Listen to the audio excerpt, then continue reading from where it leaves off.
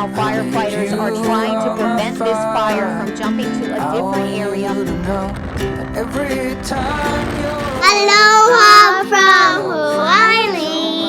Aloha from Hawaii, you guys. Welcome back, you beautiful people, to the wonderful island of Oahu. We got everything here, at least to stay alive, and the time that we share makes it all worthwhile. Got this place on our own. Do you feel that we got something strong? Good rainy Sunday, you guys. Welcome back. It's really hard to get motivated to go on any adventure when you wake up to the sound of rain. But I had hope. There's a lot of microclimates on the Hawaiian Islands, so just because it's raining on base, literally right off base could be sunny, beautiful, and dry. And that's what I was kind of planning on. So we are booking it. John's making a smoothie this morning. Threw everything in, and we're gonna go check out Three Tables. Three Tables is right next to Waimea, and supposedly a great place to snorkel. It's right outside of Shark's Cove. So I'm really, really hoping that we can rock some snorkeling this morning and that this is gonna turn out amazing. And then we gotta book it back, and we've got other things that we need to do, but... They call it Three Tables because of the three rock tables. In the wintertime, it's super scary and crazy. You would never want to snorkel here, but we're gonna give this a try. You can already see some divers way out there. They're probably spearfishing, but check this out. Now, supposedly there are caves, because that's Shark's Cove right over there.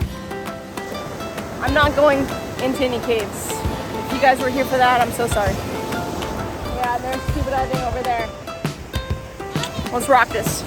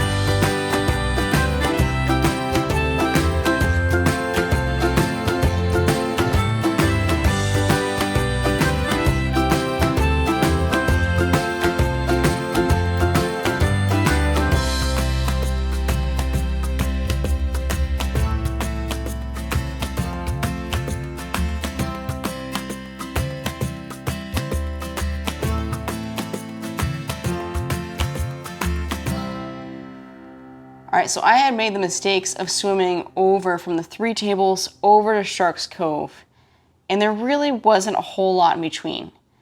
And so I came back and I was exploring around the other area, and that's when I realized there was this huge, like, underwater, almost looked like caverns down there. It got really deep. Lava tubes, I think, is what I read online. I'm not brave enough to actually go in those lava tubes myself, but it was really awesome. And then, of course, the camera completely failed me. Phil. Yeah, Mom. I made the pilgrimage all the way to Shark's Cove, and in between Three Tables and Shark's Cove, there really wasn't anything. I really should have just gone straight out here and save my energy for that. So there's this huge cavern that goes between, like, the first table and the rock ledge right here that goes out, and it gets deep, and it looks like there might be some caves down there. That's where I would go if you were to come here snorkeling. So school was starting, and we wanted to kind of celebrate the end of summer. And so John and I took the girls to Seven Brothers, which is a restaurant chain, mostly here on Oahu. It started in Kahuku's by, you guessed it, Seven Brothers. And we really didn't know what to expect other than there was like a hamburger joint. It had amazing vibes.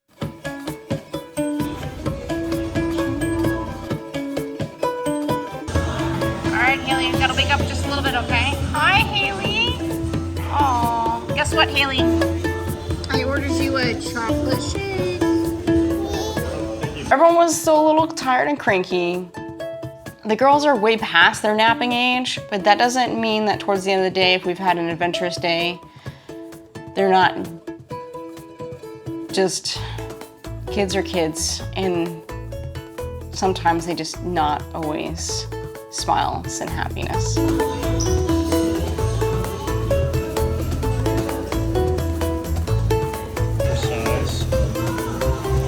That's a massive shrimp, coconut shrimp.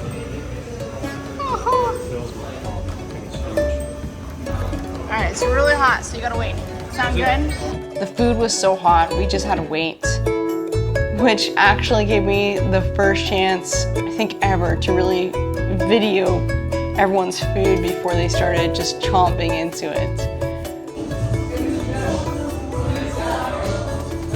It's kind of like their version of like the animal style fries from In-N-Out. So you got like the cheese, the sauce, I hope you like sauteed them. onions, caramelized onions.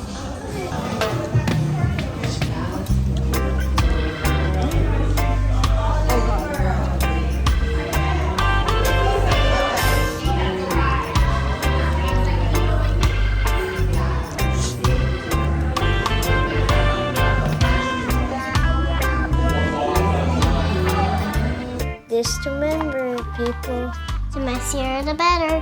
How's the burger, bud?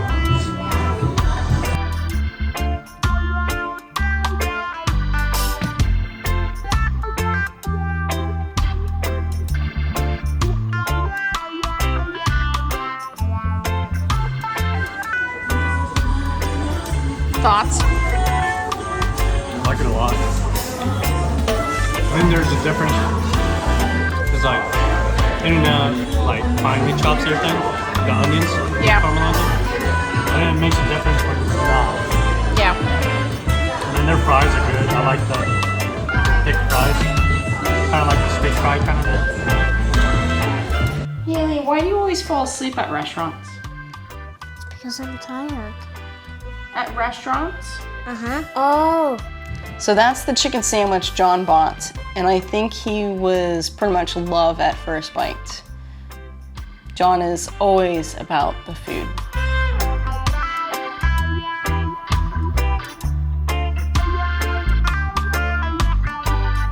Learned about Seven Brothers from skateboarding lessons with Willie over in Kahuku's, right? Like we drove by it, it was right next to his skateboard place, and it was always packed. And I was like, what?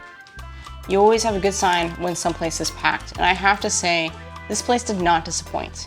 I think out the door, the bill was like $60, $65 and change before the tip. And before you freak out at that, for us, this is Hawaii, people, and McDonald's will cost you $60. So $60 for gourmet burgers. But yeah, so we went from that, and a couple days has kind of gone by from that. And a lot of things have happened over on the Hawaiian Islands.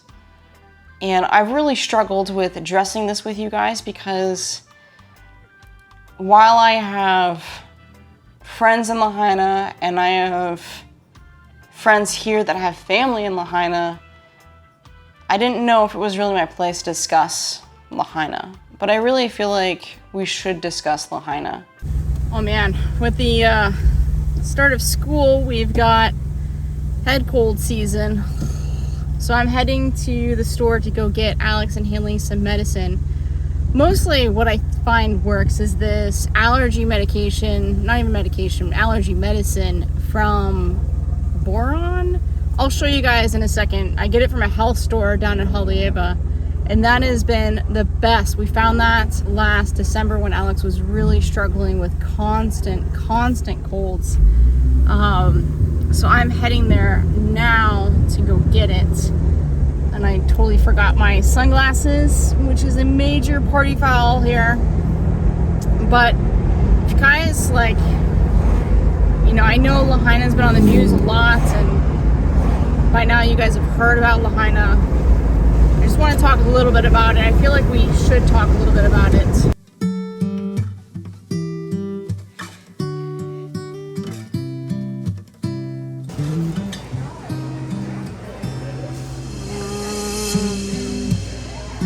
Alrighty.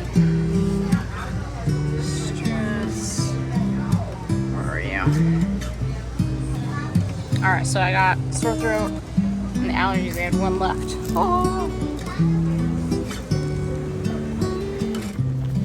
I really like that stuff. It's pretty much the only thing that I found that has helped out. It's tremendous. We had a crazy rainy winter here, at least on Oahu, and it lasted. It just kept going. The rainy season just kept going. It was so wet, and it's really only this past month where it's been pretty dry. Now, don't get me wrong. There's a lot of microclimates on Oahu, if you guys don't know. So literally, 30-minute drive, if that.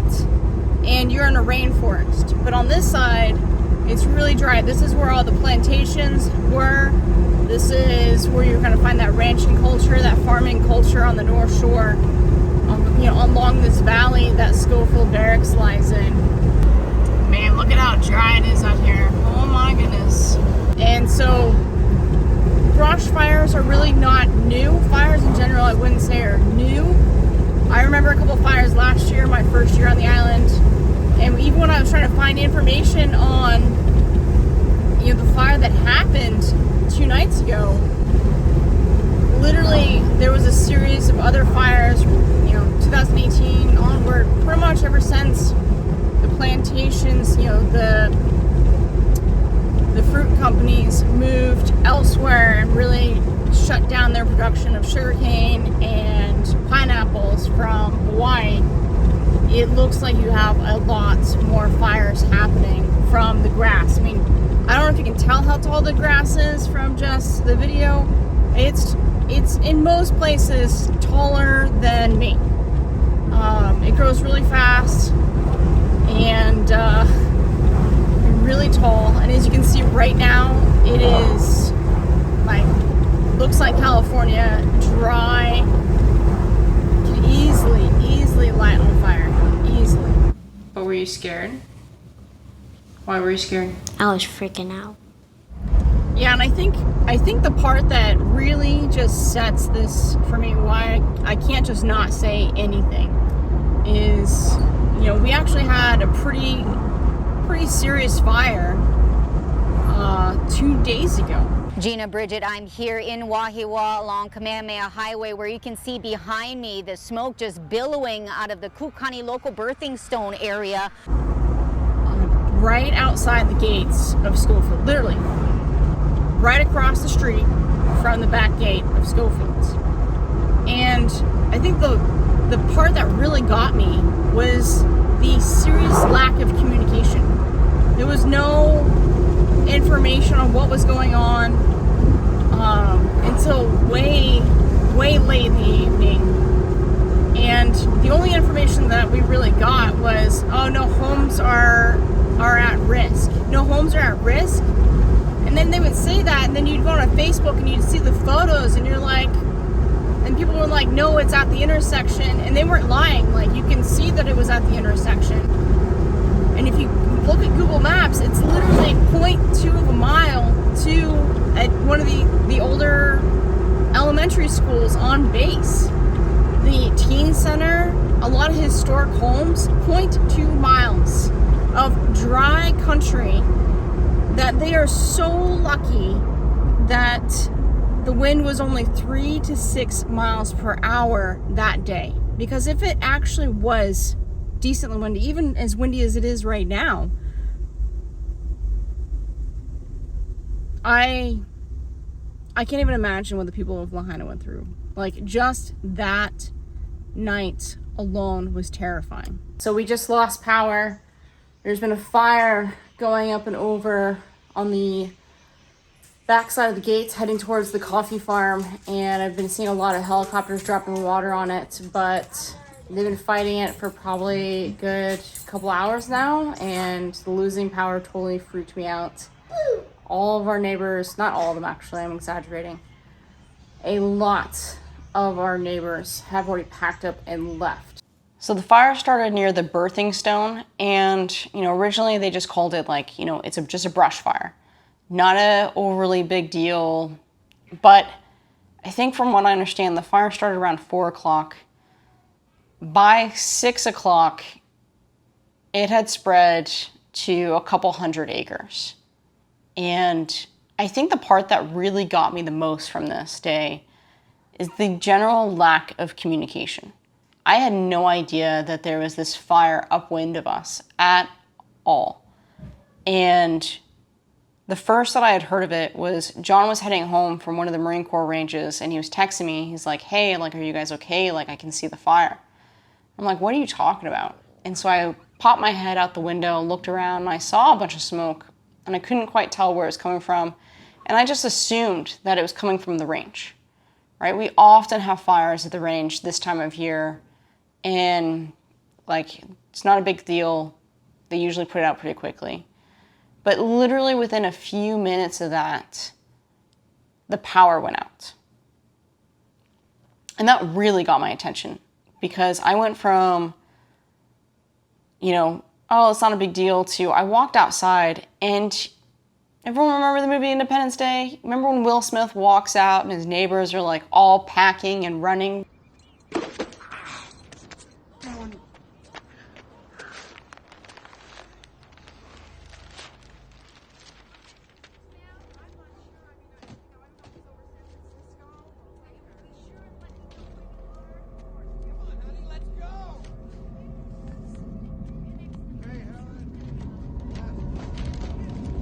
We're still waiting on John.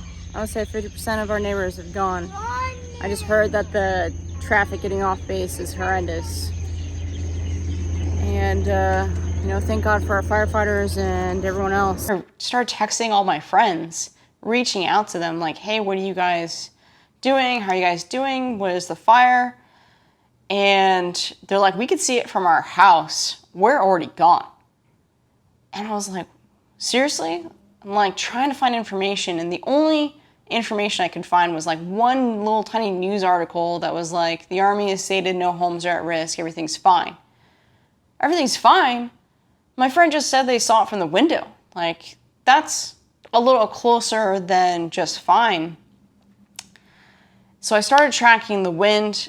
Fortunately, it was only 3 miles per hour that day. 3 miles per hour. I can't even imagine the day for the Lahaina fire. Well, it's easier to see it now.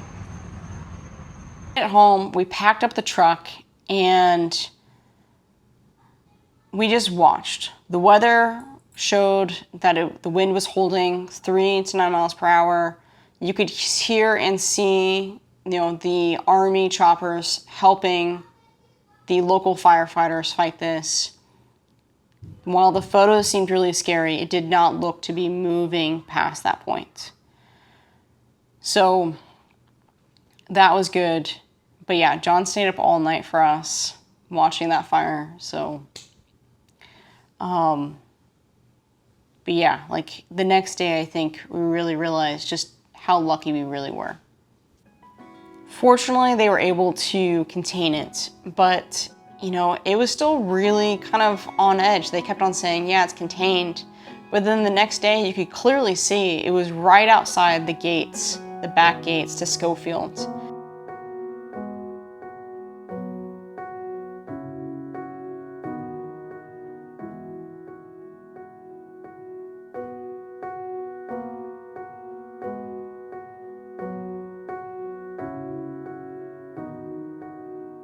They kept on saying that it was contained, but when I was driving through the next day, they still had spots that were flaming up. And that, like, when I was taking that video, there was no fire trucks around. There was only a helicopter working on that guy. Like,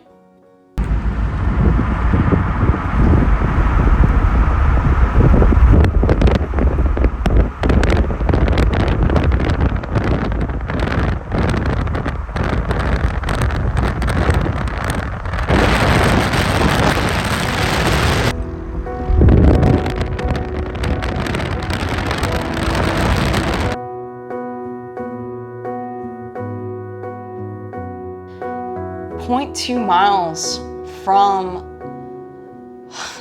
the school and some of the homes. And once it gets to that point, it would have been, I am not sure we would have had enough resources to have stopped it. Federal firefighters are also battling the blaze as a portion of the fire is stretched to federal lands. HFD again says no homes currently in danger. They say thankfully Lake Wilson sort of acting as a barrier to this fire. But HFD is urging residents to continue to listen to the news just in case evacuations are necessary. Now firefighters are trying to prevent this fire from jumping to a different area or spreading. Of course, they have been doing water drops, and witnesses tell me that they're actually picking the water up from Lake Wilson to do those drops. You can also see the cars kind of slowly moving past us right here on Kamehameha Highway. That's because traffic is being diverted. Roads are closed near Schofield Barracks right now. The girls and I were completely ready that night to book it out of there with the dogs and camp on the beach. We had packed all of our camping stuff. It took me literally no more than 5 minutes to grab everything I needed, all of our important documents, and stuff that we could survive on, and get it ready and loaded. But we kept on watching it, and once they had, like, pretty much from 6 o'clock on, it didn't look like it was making any progress towards us. It looked really scary, but it didn't look like it was moving past that intersection. So you all know what happened in Lahaina. Well, I mean, the tragedy that happened with that fire.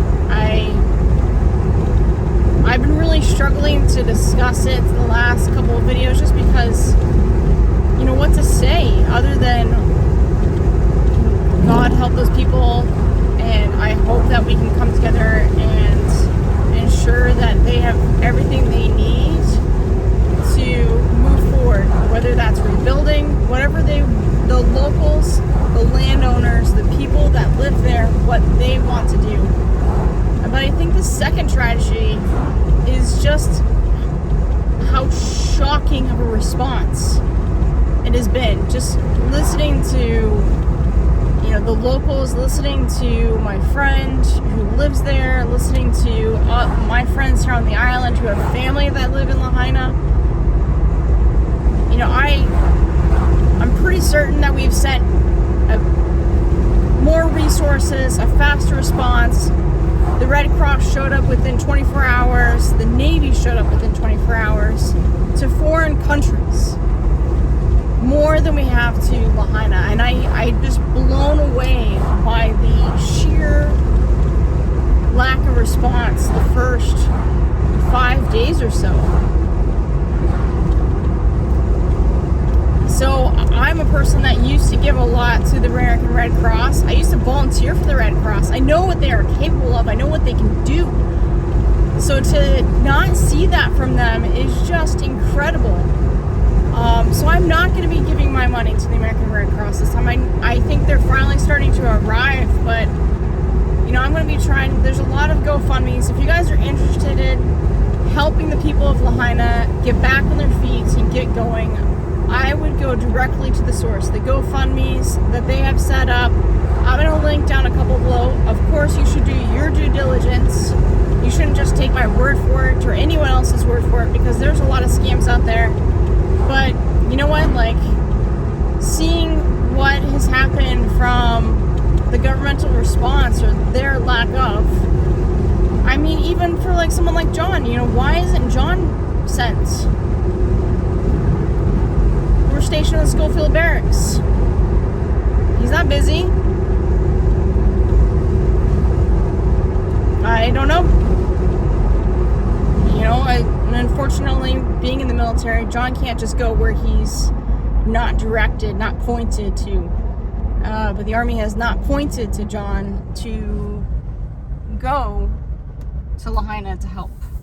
I mean, even if it was just to set up cots, set up tent shelters, or, you know, the portable showers, you know, some communication equipment, whatever it may be, it is just shocking the how slow we have been to help the people who have been just